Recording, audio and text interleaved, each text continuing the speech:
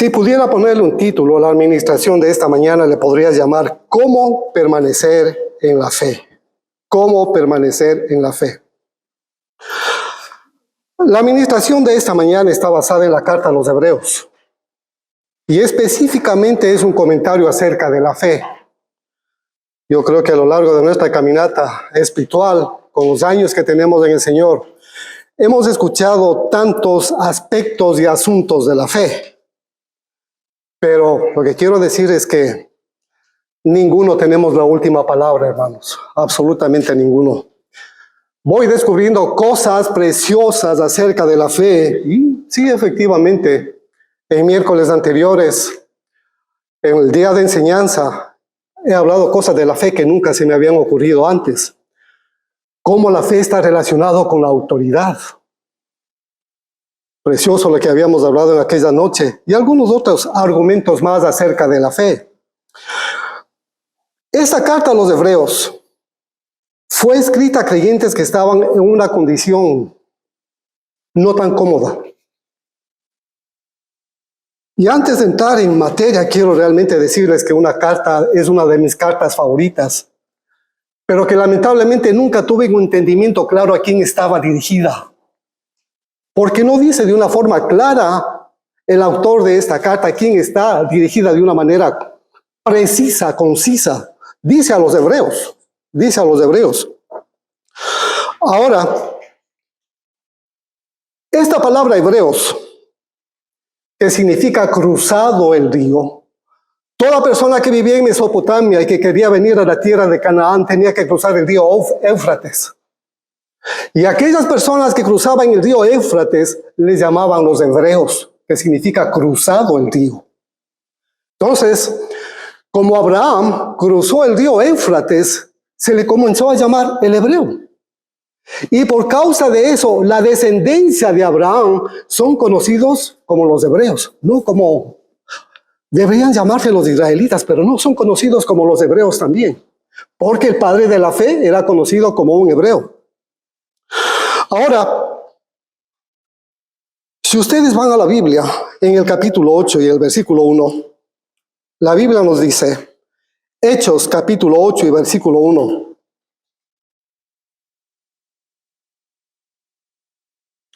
Y Saulo consentía en su muerte.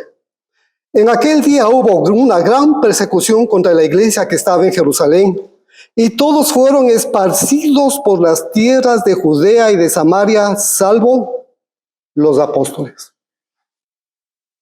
¿Cuántos se acuerdan del martirio de Esteban? Nos acordamos, eso hemos leído en el libro de los Hechos.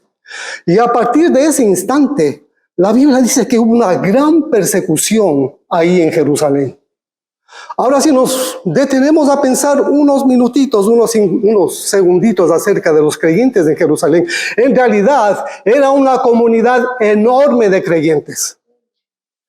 En la primera predicación del apóstol Pedro, la Biblia dice que hubieron como unos 3,000 convertidos. En la siguiente ministración del apóstol Pedro, cuando sana a ese cojo, se convirtieron como 5,000 personas. Vayan sumando. Y aparte de eso, en Hechos capítulo 4 dice que el Señor añadía cada día a los que habían de ser salvos. Estamos hablando entre esposas, esposos, hijos, una comunidad enorme, hermano. Lamentablemente no tengo el dato de cuánta gente existía en Jerusalén en ese tiempo. Algunos estiman que unos 400,000, unas 500,000 personas. Entonces era una comunidad bastante grande. Entonces esta carta está dirigida a aquellas personas que fueron esparcidas fuera de Jerusalén. Ahora tiene sentido esta carta porque hay versículos incomprensibles a lo largo de esta carta a los hebreos.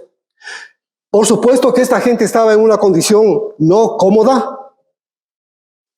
Pero la persecución no fue por causa del gobierno de aquella época. La persecución fue por causa de los religiosos de ese tiempo. Los fariseos, los saduceos, el sumo sacerdote, los ancianos. Estos fueron los que propiciaron la persecución de los creyentes en aquel día. Ahora, en este versículo que terminamos de leer, quiero resaltarse 3 cosas. Aparece en escena Saulo de Tarso, más tarde llamado Pablo, consintiendo la muerte de Esteban. En segundo lugar, dice que hubo una gran persecución en contra de la iglesia. Esta palabra gran en griego es la palabra mega, una palabra muy conocida para nosotros, los megabytes, y significa algo enorme. O sea que la persecución de aquel día fue enorme. Y como ustedes leyeron este versículo, dice que todos fueron esparcidos. Miles de gente salieron de Jerusalén, miles. Y la Biblia nos cuenta que solamente los apóstoles se quedaron en Jerusalén, solamente ellos. Y como tercer punto, la palabra persecución en el griego antiguo significa cazar, como cazar un animal. O sea que aquellos días hubo una mega cacería a los creyentes de Jerusalén, una mega cacería, cazándoles como animales a estas personas, a los creyentes. Aparte de esto, el apóstol Pablo da testimonio capítulos más tarde en el libro de los Hechos, capítulo 22, versículos 4 y 19. Hechos, capítulo 22, versículos 4 y 19. Él da testimonio hablando sobre esto. Dice Pablo, perseguía yo este camino hasta la muerte, prendiendo y entregando en cárceles a hombres y mujeres.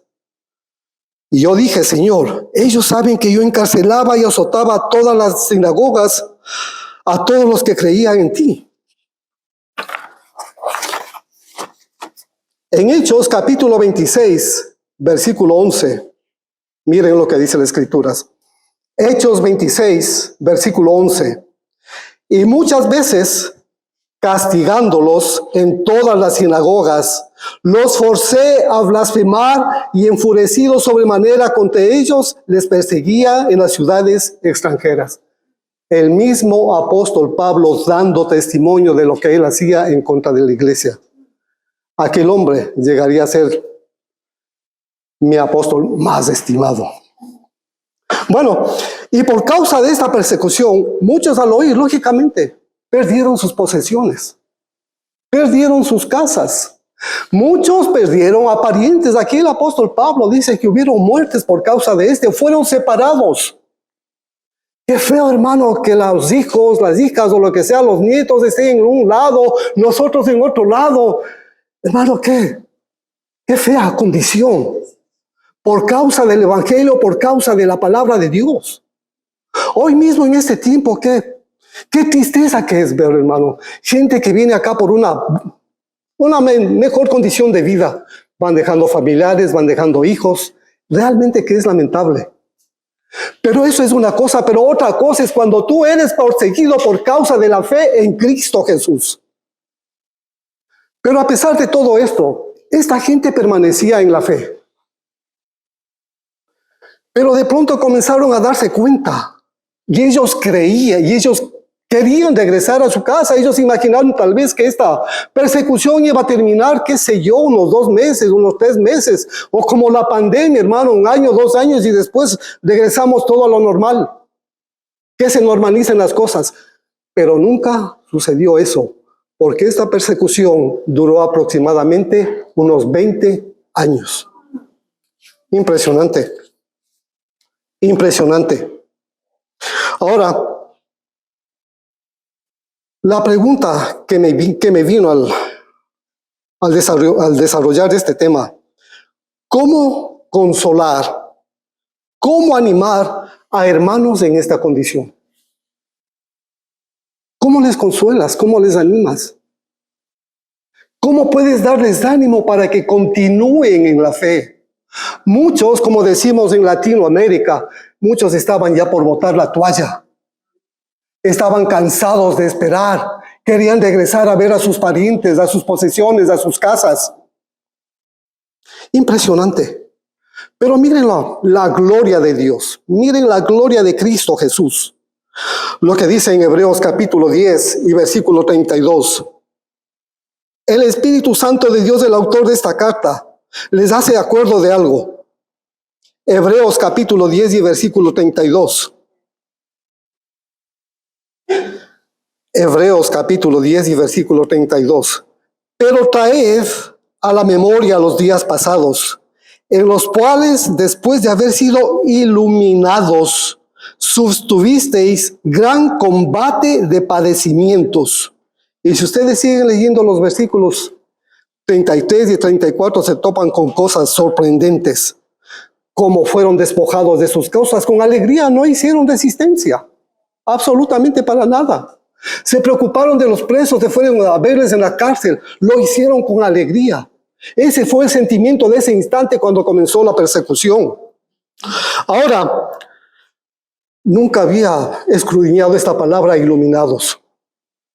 ¿Qué les da a entender a ustedes la palabra iluminado? Alguien que tiene una luz sobre su vida o que brilla por luz propia, es algo parecido a esto. Esta palabra iluminados proviene del griego fotizo, de la cual viene la palabra fotografía. Y esta describe un brillante destello de luz que deja una impresión definitiva y duradera. ¿Saben por qué estamos congregados en esta mañana los verdaderos creyentes? Porque ese destello de luz todavía permanece en nuestros corazones. Por eso venimos a este lugar. Porque esa gloria de Dios en la faz de Cristo Jesús todavía permanece en ese lugar. Por eso estamos en este lugar de fe. Bendito Dios. En 2 de Corintios, el capítulo 4 y el versículo 6, 2 de Corintios, capítulo 4 y versículo 6, confirma mis palabras. Porque Dios, que mandó que de las tinieblas resplandeciese la luz, es el que resplandeció en nuestros corazones para iluminación del conocimiento de la gloria de Dios en la faz de Cristo Jesús. Usted tiene una fotografía de Cristo en su corazón. Por eso decimos, yo tengo a Cristo en mi vida. Porque en el día de nuestro nacimiento, cuando fuimos tocados por el Espíritu Santo de Dios, una luz resplandeció en nuestro corazón. Bendito sea Dios, qué precioso que es esto, hermano. Pero volviendo con estos hermanos hebreos en la dispersión, lamentablemente viviendo en marginación en el destierro como durante 20 años, hizo que muchos en realidad comiencen a desanimarse, comiencen a dudar, comiencen como a aflojarse, a botar la toalla, decía hace un instante. Ahora ustedes pueden comprender Hebreos capítulo 10 y versículo 25. Hebreos capítulo 10 y versículo 25. No dejando de congregarnos como algunos tienen por costumbre, sino exhortándonos. Y tanto más cuanto veis que aquel día se acerca. ¿Por qué deja de congregarse la gente? Aparte de las justificaciones normales, que el trabajo, que estoy cansado, que se fue a la playa, que tiene que hacer esto, que tuvo que hacer esto otro, hermano, es porque algo está pasando en tu corazón. Tal vez estás desanimado. Tal vez estás pensando botar la toalla. ¿Para qué voy a la iglesia? No saco nada. Tal vez. Y es el momento propicio cuando el enemigo comienza a poner pensamientos adversos en tu corazón. El enemigo no se va a quedar quieto cuando te ve en esa condición. Entonces, dos tremendas oposiciones para esta gente, para estos desterrados. Extrañando su ciudad, extrañando su país, extrañando lo que tenían, el sistema de vida que ellos tenían. Y de paso, otro enemigo, el diablo, tratando de poner pensamientos más adversos dentro de su corazón. Ahora, continuando en esta forma de animar a los creyentes, Hebreos capítulo 10 y versículo 23 nos dice, Hebreos capítulo 10 y versículo 23 nos dice, Hebreos 10, 23, mantengamos firme sin fluctuar la profesión de nuestra esperanza, porque fiel es el que prometió. Esta expresión mantengamos firme, en griego nos da a entender que cuando hay algo que nos gusta y nos agrada muchísimo, lo abrazamos con fuerza. Y no solamente lo abrazamos con fuerza, no solamente le protegemos de esa manera, sino que como que nos ponemos encima de aquella cosa que nos gusta. Y también me recuerda a los niños, cuando tú le das un juguete bien bonito y alguien quiere quitarle, ese muchacho coge entre sus brazos ese juguete y se va a un rincón y literalmente le protege con su cuerpo. Esto es lo que significa esta palabra. Mantengamos firme la profesión de nuestra fe. Mantengamos firme, en otras palabras, abracemos la fe. Es posible que en este instante algunos de nosotros estemos en esa condición de duda, en esta condición en la que nuestra fe está flaqueando. ¿Qué es lo que tenemos que hacer? Lo que recibimos aquel día de nuestro nacimiento, abrazarlo, hermano, con todas las fuerzas de nuestro corazón. Bendito Cristo Jesús, para que nada ni nadie nos arrebate la bendición de la salvación en este caso. Romanos capítulo 8. Hemos visto varias veces estos dos versículos y realmente son impresionantes, son preciosos. Romanos capítulo 8, versículos 38 y 39. Romanos 8, 38 y 39. Por lo cual estoy seguro de que ni la muerte, ni la vida, ni ángeles, ni principados, ni potestades, ni lo presente, ni lo porvenir, ni lo alto, ni lo profundo, ni ninguna otra cosa creada nos podrá separar del amor de Dios que es en Cristo Jesús. En otras palabras, nuestro Redentor nos tiene así. Nos tiene abrazados, hermanos queridos. Bendito sea el nombre de nuestro Señor. Continuando con Hebreos, el capítulo 10 y el versículo 23.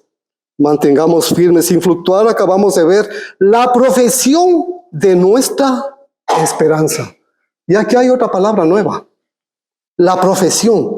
¿Qué entendemos por la palabra profesión? Alguien que estudie una ingeniería, alguien que estudie una carrera. Una profesión. ¿Qué profesión tenemos los cristianos? Yo personalmente, indescifrable para mí esto, hermanos.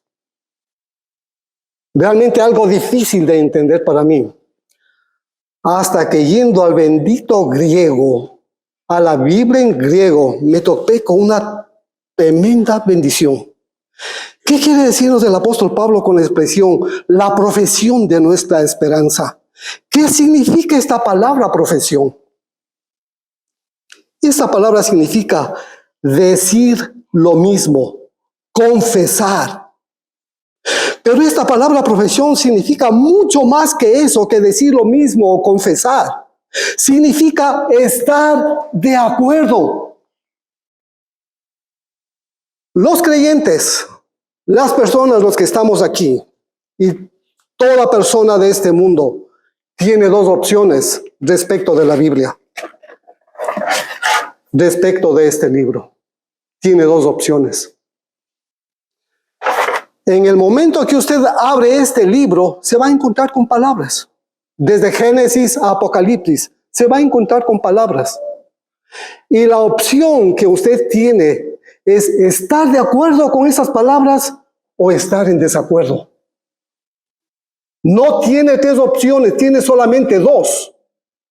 O estamos de acuerdo con lo que está escrito en la Biblia o estamos en desacuerdo con esas palabras. Y si estamos de acuerdo con lo que dice en esta Biblia, miren, en la página donde estamos leyendo, nuestro Dios está leyendo la misma página. El sentimiento de Dios sobre esa palabra que está leyendo es nuestro sentimiento. En otras palabras, estamos alineados con Dios. Si estamos de acuerdo con lo que dice este libro, con lo que dice la palabra de Dios, al estar de acuerdo, estamos, hermanos amados, latiendo al ritmo del corazón de nuestro Dios, como está latiendo el corazón de nuestro Redentor. Así está latiendo nuestro corazón, está latiendo en esa misma armonía. Me encanta y siempre he pensado esto sobre el apóstol Juan. En el día de la última cena, dice que él tenía arrimada su cabeza sobre el pecho del Señor Jesucristo. ¿Por qué? Estaba oyendo el corazón de su Redentor. Boom, boom, boom. Y el corazón de este muchacho estaba en armonía con los latidos del corazón de su Redentor. Bendito Dios. Eso significa esta palabra, confesión. Estar alineados con Dios, estar en armonía con Dios, nuestros corazones latiendo al ritmo como late el corazón de nuestro Dios. Bendito sea, Señor. Estamos de acuerdo con Dios. Estamos de acuerdo. En Amós, capítulo 3 y el versículo 3. Amós, capítulo 3 y versículo 3. Miren lo que dice la Escritura. ¿Andarán dos juntos si no estuvieren de acuerdo? ¿Podré caminar con mi pastor si no estoy de acuerdo con él? No vamos a llegar a ningún lugar. Hay muchos divorcios en este mundo porque esa pareja no está de acuerdo. Esa es la razón de las separaciones. Entonces, no se puede caminar en armonía si no estamos de acuerdo. Ahora pueden entender la separación de Bernabé y de Pablo. No estaban de acuerdo. A pesar de ser escogidos por el Espíritu Santo de Dios, algo había en el corazón de uno de ellos. No estaba en armonía con el sentir del Espíritu Santo de Dios. Por eso Bernabé tuvo que separarse. Entonces, qué interesante, hermano, qué importante que nuestras vidas estén en armonía, en comunión, alineados con el corazón de nuestro Dios para llegar a algún lugar. Bendito Dios. Continuando sobre este aspecto de la confesión. Lamentablemente en la iglesia y en este mundo hay muchas confesiones, hay muchos credos que se dicen, que se repiten. Una de esas confesiones, uno de esos credos, cuando usted va en un matrimonio, yo tuve que casarme en una iglesia católica, en ese tiempo era católico, el curita en ese instante me hizo repetir un credo, que tenía que cuidar a mi esposa, que tenía que hacer esto, una cantidad de cosas, y las tuve que repetir, si no las repetía no me casaba. De igual manera mi esposa tuvo que repetir ese credo. ¿Cuántos que han repetido esos credos ahora están divorciados?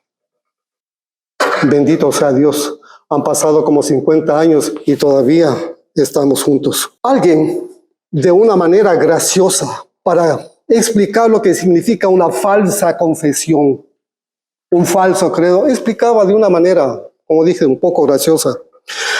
Alguna vez fue a visitarle un pastor en su casa.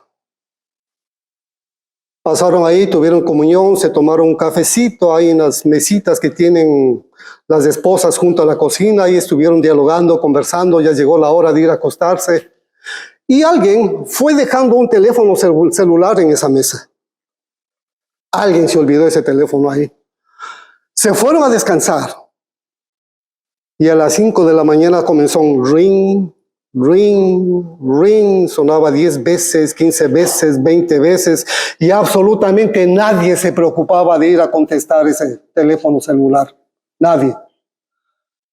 Uno de los pastores se levantó y fue a ver de qué se trataba, a tratar de contestar esa mañana.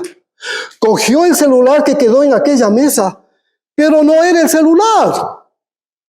Junto a la mesa de donde se tomaron su cafecito, había una jaula, y dentro de esa jaula, que estaba tapada con una tela, estaba un loro.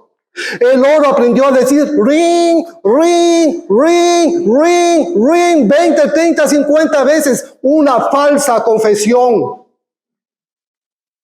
Y eso es lo que pasa dentro de las iglesias, hermano. Pueden ser las palabras correctas. Pueden ser las palabras correctas. Puede ser hasta sincera esa confesión. Pero si no vierte del corazón, no pasa absolutamente nada con esa persona. Su corazón no está alineada con esa confesión. Es solamente un mero parlotear. Cristo, en Marcos capítulo 11, versículo 23, lo explica de la siguiente manera. Marcos capítulo 11, versículo 23. Marcos capítulo 11, versículo 23. Porque de cierto os digo, que cualquiera que dijere a este monte, quítate y échate en el mar, y no dudare en su corazón, sino creyere que será hecho lo que dice, lo que diga, le será hecho. Y de este versículo la palabra dudar realmente no está en el griego, pero la palabra que aparece ahí significa hacer diferencia. O sea que este versículo, al reemplazar con el significado correcto, deberíamos leerle de la siguiente forma: porque de cierto os digo que cualquiera que dijere a este monte, quítate y échate en el mar, sin hacer diferencia en su corazón, lo que está en su corazón emerge a sus labios. Y cuando hay esa armonía dentro de esa persona, lo que siente, lo que expresa su corazón, sale a través de su boca, es capaz de echar esos montes al mar, hermano. De lo contrario, es un címbalo resonante. Son solamente meras y meras y meras palabras vacías y vacías y vacías. Si nuestra confesión, absolutamente para todo, no está alineado con nuestros corazones, hermano, son confesiones infructuosas. Estamos perdiendo el tiempo. Pero cuando estamos alineados, nosotros mismos, con nuestro corazón y con nuestros labios, hermano, realmente cosas van a pasar. Realmente cosas van a suceder. Ahora, para algunos de nosotros, puede tomar tiempo, no es que es inmediata, instantánea. Cuando escuchamos una palabra de Dios, cuando escuchamos una promesa de parte de Dios, no es que enseguida vamos a coger, y aleluya, y hermano, qué gozo el Señor me habló. A ver, veamos los frutos de esa palabra. Veamos el fruto. No es que, hermano, inmediatamente algo va a pasar. ¿Saben? A veces toma tiempo. A veces toma meses. Puede tomar años. Leamos, mejor dicho, y esto es lo que se trata el libro de Hebreos, el capítulo 11, y voy a llegar un poquito más allá. Gentes a quienes les vino la palabra de Dios y tuvieron que esperar tiempo para alinearse con lo que oyeron y se alinee con su corazón. A Noé le tomó 120 años ver lo que Dios le había prometido. 120 años, invirtiendo sus recursos, invirtiendo su tiempo, soportando las burlas, soportando las mofas, soportando tanta contradicción. Pero este hombre, cuando llegó el tiempo señalado por Dios, hablando de cosas que para ese tiempo eran cosas raras: prepárate un arca, porque de aquí a tal tiempo voy a enviar lluvia. ¿Qué era lluvia en ese tiempo para esa gente? Si nos llovía sobre la tierra, la Biblia nos dice que salía un vapor de humo de la tierra. Este mundo era una especie de un invernadero. Nadie sabía lo que era lluvia. Entonces la gente comenzaba a burlarse de qué está hablando este idiota, qué está hablando este tonto, este loco, qué cosas está diciendo si eso nunca ha pasado. Soportando los vituperios de la gente. Pero pasó ese tiempo y ahí están los resultados. Y por causa de la obediencia y de la fe de este hombre, nosotros estamos hoy aquí, hermano. Bendito Dios. Miren a Abraham. Me detuve un poquito más en Abraham.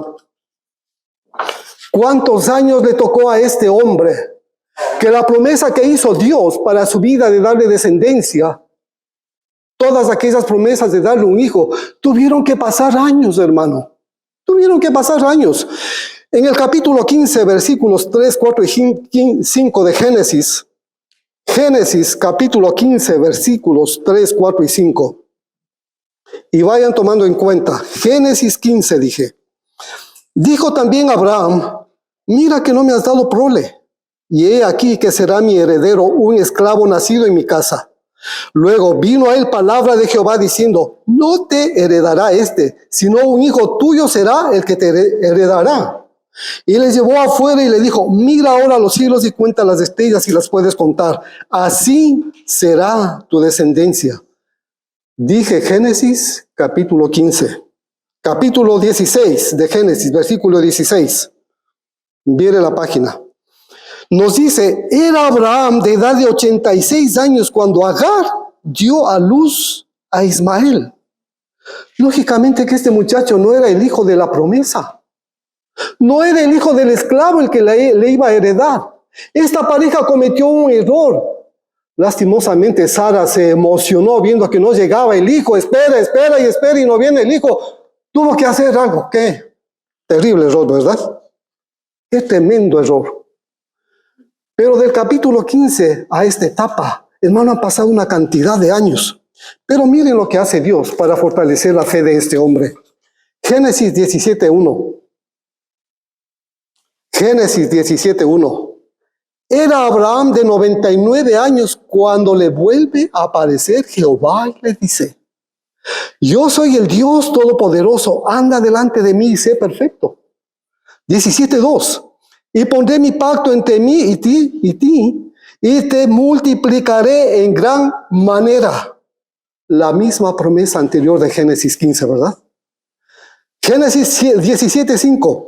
Y no se llamará más tu nombre Abraham, sino que será tu nombre Abraham, porque te he puesto por padre de muchedumbre de gentes. Cómo la misericordia de Dios continúa obrando con este hombre y cómo lo hace Dios también con nosotros.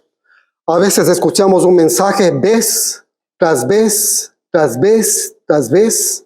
Como dice en un comienzo, ese asunto de la fe lo vengo escuchando desde hace 30 años atrás, hermano, y todavía hay cosas que descubrir. En el versículo 1, Abraham, de 99 años, han pasado 13 años desde el nacimiento de Ismael. Y de cuando el Señor le hizo la promesa en Génesis 15, son unos 5, unos 7 años más aproximadamente, hermanos, son como unos 20 años que ha pasado de aquella primera vez que le habló Dios a este hombre. Como segunda cosa de este versículo 1, 17:1, Abraham recibe una revelación de Dios como el Todopoderoso. Muchas veces, para cuando recibimos una palabra de nuestro Dios, una promesa de nuestro Señor, tenemos que conocerle como el Todopoderoso. Si no le conocemos como el Todopoderoso, va a seguir fallando nuestro corazón. Necesitamos conocerle como el Todopoderoso. ¿Habrá algo imposible para Dios? Bendito Señor. 17:2.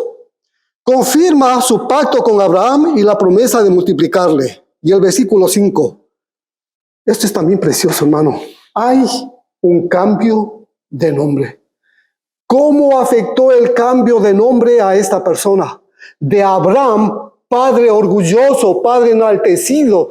¿Orgulloso de qué, hermano? No tiene descendencia, no tiene un hijo. Y era una afrenta en ese tiempo no tener descendencia. Era una vergüenza no tener ni siquiera un solo hijito. ¿Sí? El hijo que tenía realmente no era el hijo de la promesa.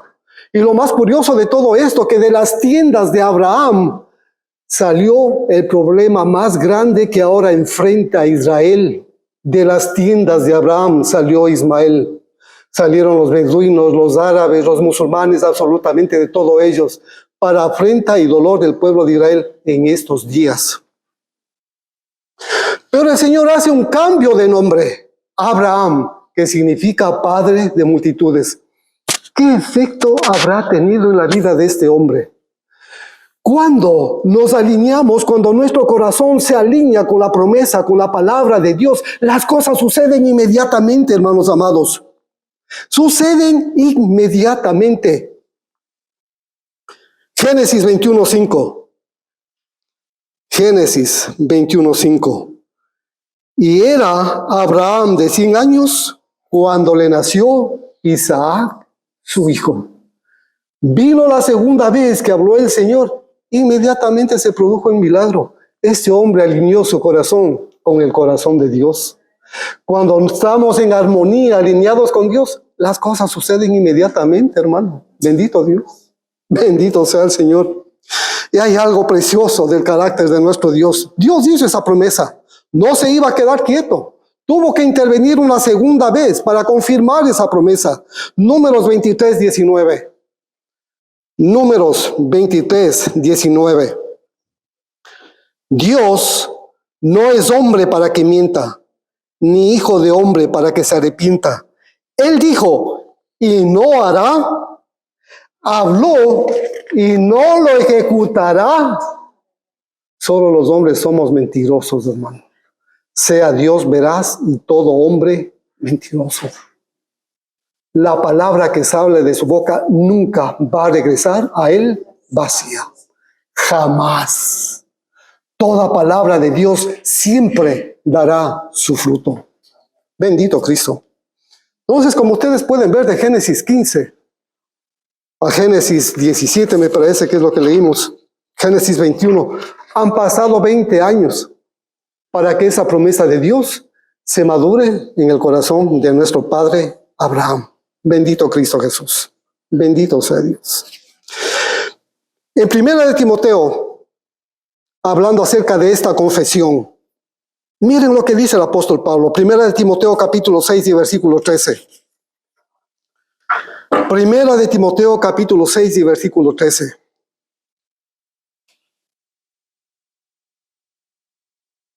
Primera de Timoteo capítulo 6 y versículo 13. Te mando delante de Dios, que da vida a todas las cosas, y de Jesucristo, que dio testimonio de la buena profesión delante de Poncio Pilato. Aquí aparece nuevamente la palabra profesión. ¿Cuál era la profesión de Cristo, del Señor Jesucristo? Ser el Salvador. ¿Esa era la profesión de él o qué? La Biblia dice que era un carpintero. Aparentemente esa era su profesión. Pero ya conocemos que esta palabra profesión significa confesión.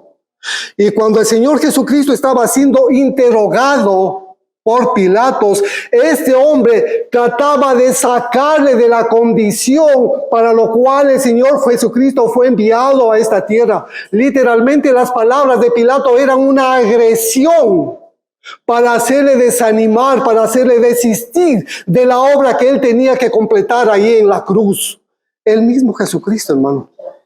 El mismo diablo metido dentro de este hombre Pilato para sacarle de la profesión de fe de nuestro Señor Jesucristo. ¿Qué tal? ¿Qué tal? Tremendo, ¿no? En cada palabra que salía de la boca de este hombre Pilato, una agresión contra la identidad de Cristo Jesús. ¿Cuál es tu identidad, hermano? ¿Cuál es tu identidad? El enemigo va a tratar de sacarnos esa identidad de nuestro corazón, va a tratar de apagar esa luz que puso el Señor en nuestros corazones. Esa es nuestra identidad. Cristo en nosotros, la esperanza de gloria. Bendito. Regresando a Hebreos capítulo 10 y versículo 23. Hebreos 10, 23. Hebreos 10, 23.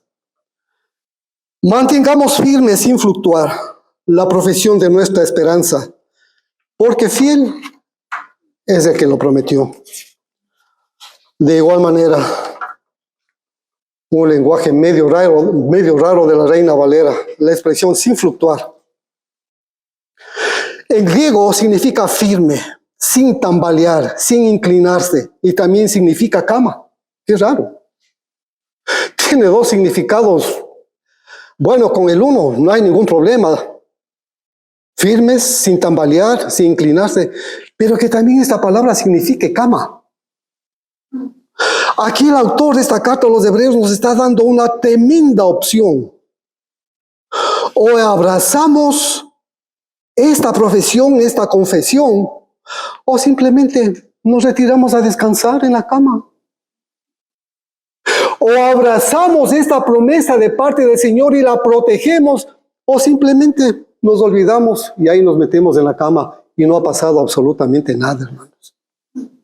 Eso es lo que significa esta profesión, sin fluctuar, sin dudar, sin tambalear, sin inclinarse. Lo que dijo Dios, caminemos por ese camino sin inclinarnos ni a diestra ni a siniestra.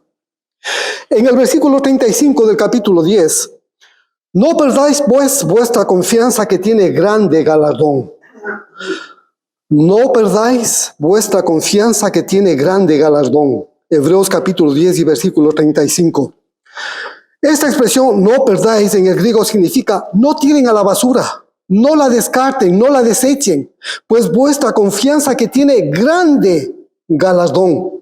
Y esta era la tentación de aquellas personas, agotados, cansados, aflojándose en la fe, hermanos, pero no sabían que este galardón tiene pies y estaba acercándose hacia sus vidas. Que este galardón, hermano, literalmente estaba en camino hacia ellos. Y eso nos pasa muchas veces, hermano. Hemos estado tan desanimados por aquellas cosas, hemos batallado por algo, hemos trabajado, hemos luchado y vemos que no pasa nada. Por lo que hemos trabajado no hemos conseguido absolutamente nada. Pero sin darnos cuenta que en la esfera espiritual la recompensa está a la vuelta de la esquina. Cuando venimos aquí a este estado, alguien nos ayudó a conseguir un trabajo. Y créanme que yo detestaba ese trabajo. Detestaba, hermano, aborrecía ese trabajo. Y una vez a las 4 de la mañana, sentado en las gradas de uno de los edificios de ahí, donde trabajaba, hermano, realmente comencé a lamentarme. Literalmente a llorar. Señor, ¿por qué me trajiste aquí? ¿Qué hago aquí, Señor? Aborrezco este lugar. No me gusta este trabajo. Sácame de aquí, por favor. Y de pronto apareció una voz de no sé dónde, hermano. No me pregunten eso. Una voz preciosa. ¿Y saben lo que me dijo? Juan, me gusta tu trabajo.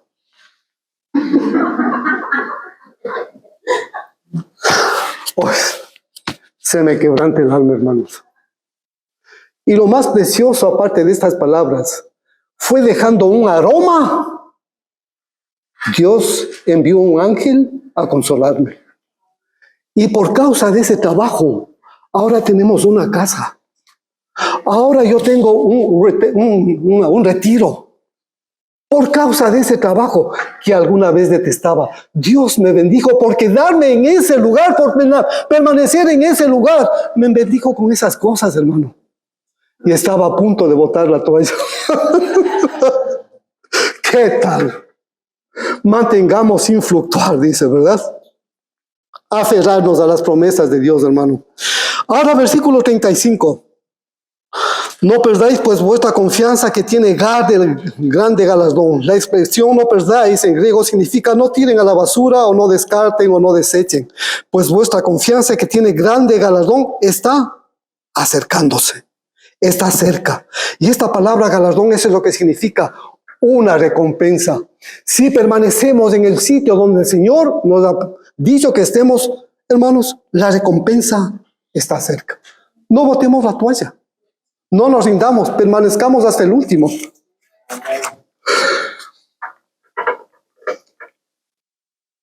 La recompensa de todos aquellos años de estos hermanos hebreos, ellos sin darse cuenta, en realidad estaba a la vuelta de la esquina. Y aquí saco una conclusión tremenda, hermano, una conclusión tremenda. En el versículo 36 dice algo terrible. Y ya llego a esa conclusión de las que les estoy hablando. En el versículo 36 dice algo tremendo. Porque es necesario la paciencia. 10:36 de Hebreos. Está hablando de paciencia. Me da la impresión como que el autor de esta carta les está dando una bofetada a los hebreos. Han aguantado ahí más de 20 años, unos 20 años, y ahora les dice que deben tener paciencia. ¿Sí me entienden lo que quiero decirles, hermano? 20 años esperando, desesperados, angustiados. Todavía paciencia, aguántense un ratito más. Pero lamentablemente esta traducción, paciencia en nuestras Biblias, no significa lo que realmente debería significar. Y esta palabra en realidad significa resistir, soportar, perseverar, sufrir, sufrido. El apóstol Pablo dice que el Hijo de Dios, el creyente, la persona, el Hijo de Dios, tiene que ser una persona sufrida, probada. Y el que persevere hasta el último, ese será salvo. En otras palabras, llevar esa carga hasta el final. Lamento decir esto, hermano, pero hay doctrinas tan suaves dentro de la iglesia evangélica. Desde mi punto de vista, el mío, no hay un rapto pretribulacional. Nadie puede ganarse los cielos si no ha padecido por Cristo Jesús algo. Si no ha sufrido por causa del Evangelio algo. Ahí no entra la gente cómoda, hermano. Ahí no se entra tal fácil. Tu fe tiene que ser probada. Y sin fe es imposible agradar a Dios. ¡Qué barbaridad! A esta palabra paciencia, en los días del apóstol Pablo, era conocida como la reina de las piedades. Una de las palabras preferidas del apóstol Pablo.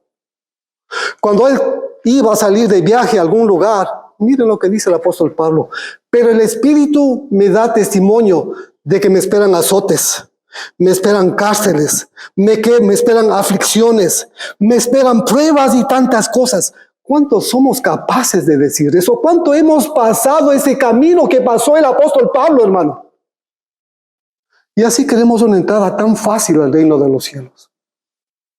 Qué equivocados que estamos en realidad. Por eso, desde mi punto de vista, quiero aclarar: si usted cree, hermano, amén. Yo no voy a batallar con ustedes, yo no le voy a dar bibliazos. Aquí la Biblia dice aquí, así, por acá dice asado. En ningún instante no hay rapto pretribulacional. Lo siento en el alma. Realmente que lo siento en el alma. Ahora, esta forma de permanecer, esta forma de sufrimiento, esta resistencia, hermano, no se obtiene con nuestras fuerzas, es algo que proviene de parte de Dios. El soportar todas estas aflicciones, el soportar todos estos sufrimientos, el soportar todos estos dolores, el soportar todos aquellos azotes, no proviene de parte del hombre, sino que es algo que viene de parte de Dios. Y si en realidad queremos llegar hasta el final, hasta el último, necesitamos esta gracia y esta misericordia de parte de Dios. Queremos sobrevivir a lo que estamos viviendo en este tiempo. Queremos soportar todas estas cosas terribles que estamos viviendo. Necesitamos una fortaleza sobrenatural. Bendito Dios. Hebreos 10:36.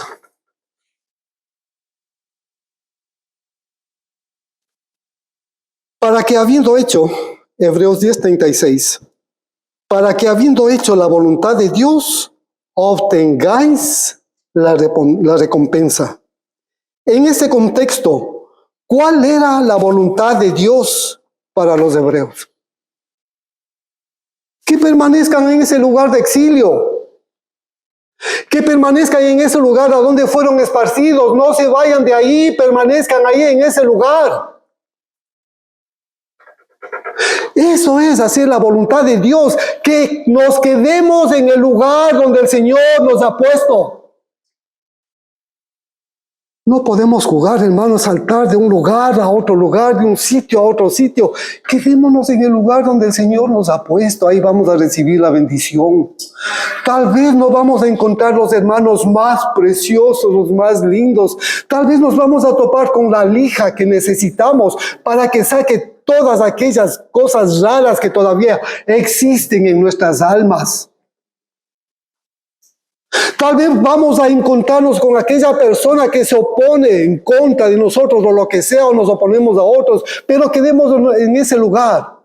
Hierro con hierro se aguza. Eso es lo que necesitamos.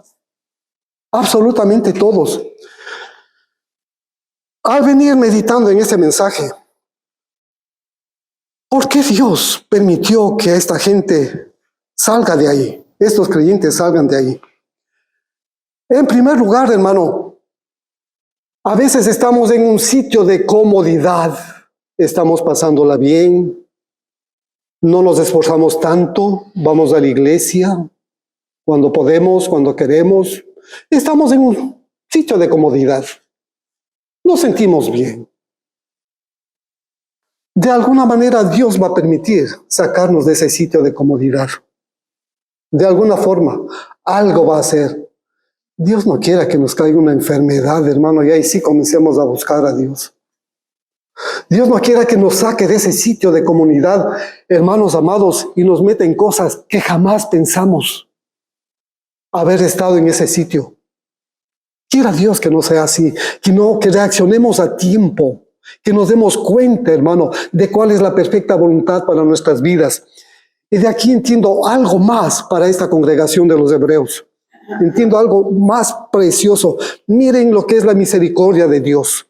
Miren, unos pocos años más tarde, Jerusalén sería devastada por parte de los romanos. Vino el general Tito con sus ejércitos y literalmente no quedó piedra sobre la ciudad de Jerusalén. Estos hombres fueron salvados de esa destrucción. Impresionante, ¿verdad? ¿Por qué permitió Dios que sean sacados de ahí? Para guardar sus vidas, para salvar sus vidas, para que permanezcan. Lógicamente que nosotros no podemos mirar como Dios mira las cosas. Él conoce nuestro porvenir, Él conoce nuestro futuro. Él conoce lo que va a pasar mañana, la otra semana, el próximo año. El problema somos nosotros. Hebreos capítulo 11, versículo 3. 11:3. Por la fe entendemos que los mundos fueron formados por la palabra de Dios. En nuestras Biblias dice el universo. Fueron formados por la palabra de Dios. De modo que lo que se ve fue hecho de lo que no se veía. Quiero confesar mi ignorancia acerca de este versículo. Aparentemente está hablando de la creación de Génesis 1:1. Pero ¿saben? Me di un piedrazo en la boca, hermanos. No está hablando de la creación. Cuando fui a consultar nuevamente con el griego, a ver lo que el significado de cada una de estas palabras, me topé con algo extraordinario. Y quiero compartirles. La palabra universo en ningún momento aparece en el interlineal griego, pero sí la palabra mundos. Pero esta palabra mundos no se refiere a planetas o a cuerpos celestes ni a nada por el estilo. Esta palabra en griego, aionios en griego, describe un periodo de tiempo específico asignado dentro de la historia de la humanidad. Repito, esta palabra mundos describe un periodo de tiempo específico asignado dentro de la historia de la humanidad, tales como una década, o un siglo, o un milenio. Un periodo de tiempo con un comienzo específico y un final específico. Este versículo, Hebreos 11:3, debería leerse de esta forma. Por la fe entendemos que los diferentes periodos de tiempo dentro de la historia de la humanidad han sido formados por la palabra de Dios. Y esta palabra formados no indica que algo ha sido creado, sino tomar algo que ya existe y alterarlo y cambiarlo. Y quiero expresarlo con ejemplos. La historia de la humanidad, toda la historia de la humanidad, desde Génesis hasta Apocalipsis, solamente tiene 2 etapas. Antes de Cristo y después de Cristo. ¿Quién alteró el tiempo de esta humanidad? El Señor Jesucristo, gloria sea su nombre. Aún los ateos, aún la gente que no cree en el Señor, describen la historia de este mundo como antes de Cristo y después de Cristo, gloria a su nombre. Eso significa alterar los tiempos, hermano. La pregunta es, ¿cómo vamos a cambiar el tiempo terrible en el que vivimos en estos días, hermano? ¿Cuánta fe realmente hay dentro de nuestro ser? ¿Qué nos ha dicho el Señor últimamente? ¿Qué nos ha hablado el Señor últimamente? ¿Cuál ha sido esa palabra que Dios ha depositado en nuestro corazón? Atesórala, hermano. No te desprendas de esa palabra, alíñate con el Señor. Él quiere cambiar los tiempos en la ciudad, en el sitio donde están viviendo, a través de esa palabra de Dios. Esto es lo que significa Hebreos capítulo 11 y versículo 1. Cambiar los tiempos. Hace no muchos años atrás, 4 o 5 años, no sé exactamente la fecha, se celebró a través de todo el mundo algo que hizo un monje alemán por allá por los por el 1500, 1517, algo así. Estoy hablando de la Reforma Protestante. La Iglesia Católica de ese tiempo, una iglesia terrible, como por el engaño de las indulgencias pretendían sacar a los muertos del purgatorio para sacar dinero, para aprovecharse de la gente. De pronto este hombre, algo le habló a Dios a este hombre acerca de la fe. Y convencido de todo esto fue a la iglesia en donde este hombre servía, y en la puerta de esa iglesia puso un documento con 95 tesis, con 95 enunciados. Los 95 no eran correctos, pero había uno eficaz que cambió la historia de la iglesia.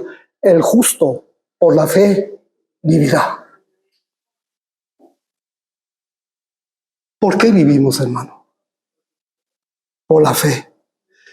Él es el autor y el consumador de la fe. Si me pongo a describir todo el resto del capítulo 11, hay una cantidad de personas. Y ponerse a estudiar cada uno de ellos me va a tomar tal vez unos 2 años, hermano. Y no creo que me soporten realmente. Pero cada uno de ellos tuvo una palabra específica para su vida. Y por esa palabra cambiaron la estructura del tiempo en que vivieron.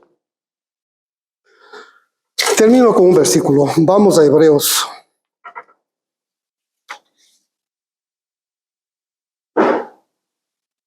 Capítulo 10, versículos 38 y 39. Hebreos capítulo 10, versículos 38 y 39. Mas el justo vivirá por fe, y si retrocediere, no agradará a mi alma. Y lea conmigo, por favor, el versículo 39. Lea conmigo, ¿sí? Al conteo de 3. 1, 2 y 3. Pero nosotros no somos de los que retroceden para perdición, sino de los que tienen fe para preservación del alma. Gloria a Dios.